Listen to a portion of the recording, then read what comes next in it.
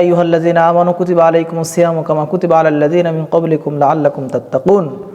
হয় ইমানদারেরা, তোমাদের উপর রোজা ফরজ করা হয়েছে, শুধু তোমাদের উপর নয়, তোমাদের পূর্ববর্তী যারা ছিল তাদের উপরেও আমি রোজা ফরজ করেছি। কেননা লাআল্লাকুম তাত্তাকুন, যাতে করে তোমরা তাকওয়া অর্জন করতে পারো।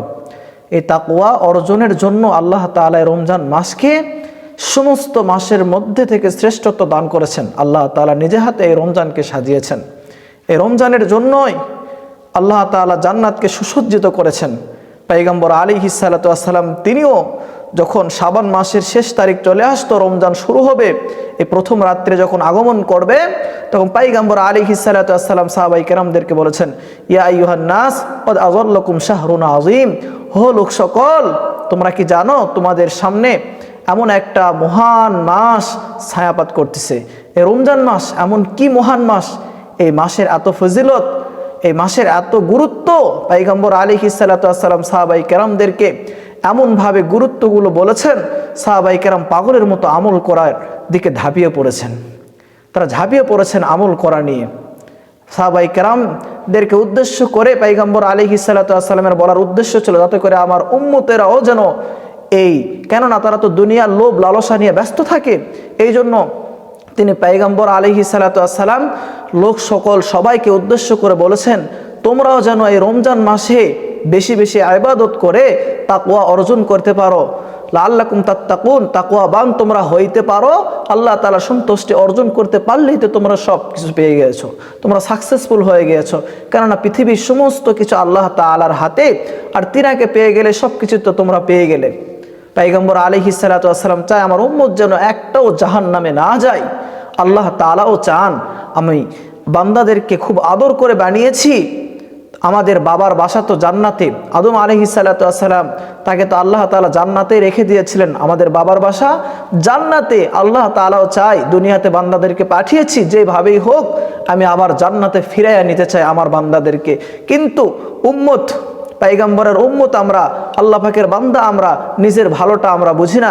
দুনিয়াতে সামান্যতম লোভ লালসায় আমরা ঘিরে পড়ে এর মায় আমরা জড়িত হয়ে আছি, কিন্তু আখিরাতকে আমরা ভুলে গিয়েছি। আমরা দুনিয়া সাজাইতেছি কিন্তু আখিরাতকে সাজাইতে পারতেছি না। এই জন্য সামান্যতম কিছু সময় আমাদেরকে দেওয়া হয়েছে, ৬০-৭০ বছর জিন্দেগি।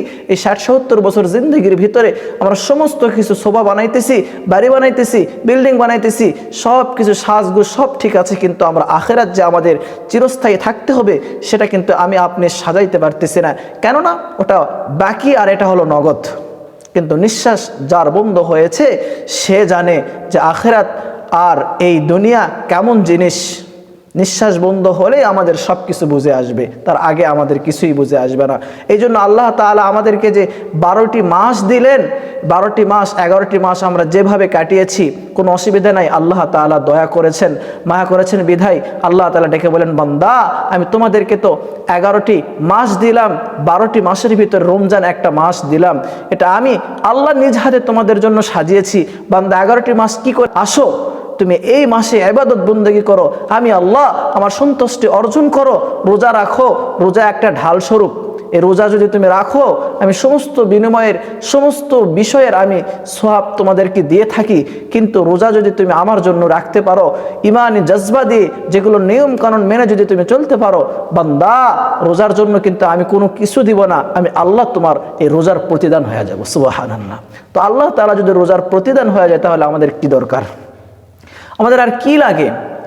তো এই রোজা রাখতে গেলে, প্রতিদান আল্লাহ তাআলাকে পাইতে গেলে এই রোজার কিছু শর্ত রয়েছে। রোজা অবস্থায় গীবত করা যাবে না, অন্যের হক হালাল হারাম সব কিছু মেনে চলতে হবে। এই রমজান মাস আমি রোজাদার, কাউকে গালি দেওয়া যাবে না। সমস্ত কিছু অপকর্ম, সিনেমা নাটক যা কিছু আছে সমস্ত গুনাহের কাছ থেকে হেফাজত যদি আমরা এই একটি মাস থাকতে পারি, তাহলে ব্যাস আমরা তাকওয়াবান হয়ে যাব, ইমানদার হয়ে যাব। আর এই যে আল্লাহ তাআলা আমাদেরকে তাকওয়াবান বানাবেন, আল্লাহ তাআলা আমাদেরকে ইমানদার বানাবেন। কেন বানাবেন? যাতে করে তাকওয়া অর্জন করে ইমানদার হয়ে আমরা জান্নাতে প্রবেশ করতে পারি। আল্লাহ তাআলা চায় বান্দাদেরকে আমি আদর করে বানিয়েছি, জান্নাতে দিব। আল্লাহ তাআলা খালি ওসিলা খোঁজে। দুনিয়ার মানুষ আমরা তো তালাশ করি মানুষের দোষ নিয়ে, আমরা ওসিলা খুঁজি, ওর দোষ কেমনে পাই, ওর দোষ কেমনে বাহির করি। আর আল্লাহ তাআলা আমাদের দোষ খোঁজেন না, আমাদের দেখেন যে ওর দোষটা আছে, কেমনে ওরে মাফ করা যায়, কিভাবে ওকে মাফ করা যায়, আল্লাহ তাআলা এইরকম ওসিলা খোঁজেন। তো এইরকম রমজান মাস আমার আপনার জন্য একটা উপহার স্বরূপ। পয়গম্বর আলাইহিস সালাতু ওয়াস সালাম শাবান মাস আসলেই দোয়া বেশি বেশি করতেন, আল্লাহুম্মা বারিক লানা ফি রজব ওয়া শাবান ওয়া বাল্লিগনা রমাজান। আল্লাহ রজব এবং শাবানে আমাদেরকে বারাকা দান করুন, আর রমজান পর্যন্ত আমাদেরকে পৌঁছায় দেন। কেননা রমজান মাস হলো আমলের মাস, আমলের মৌসুম। এই মাসে আমল করব আর ফজিলত উপার্জন করব। এই মাসে যদি একটি নফল পড়া হয় অন্য মাসে একটি ফরজ পড়ার সমান। এই মাসে যদি একটি ফরজ পড়া হয় অন্য মাসে 70টা ফরজ পড়লে যে সওয়াব হয়, আল্লাহ তাআলা এই মাসে একটি ফরজ আদায় করলে সেই সওয়াব দান করে। সুবহানাল্লাহ, কত বরকতপূর্ণ এই মাসটি। আর এই মাসের প্রথম রাত যখন চলে আসে তখন আল্লাহ তাআলা সমস্ত জাহান্নামের দরজাগুলো বন্ধ করে দেয় এবং সমস্ত জান্নাতের দরজাগুলো খুলে দেয়। এবং এই খুলে যে দেয়, এখান থেকে সুন্দর সুন্দর ডাগর বিশিষ্ট হুর মালাগুলো বাহির হয়ে তারা ঘোরাফেরা করে এবং জিজ্ঞাসা করতে থাকে যে তোমরা কে আছো, কোন আল্লাহর বান্দা আছো যে আমাদের জন্য দোয়া করতেছো, আমাদেরকে স্ত্রী হিসাবে তোমরা পাইতে চাও।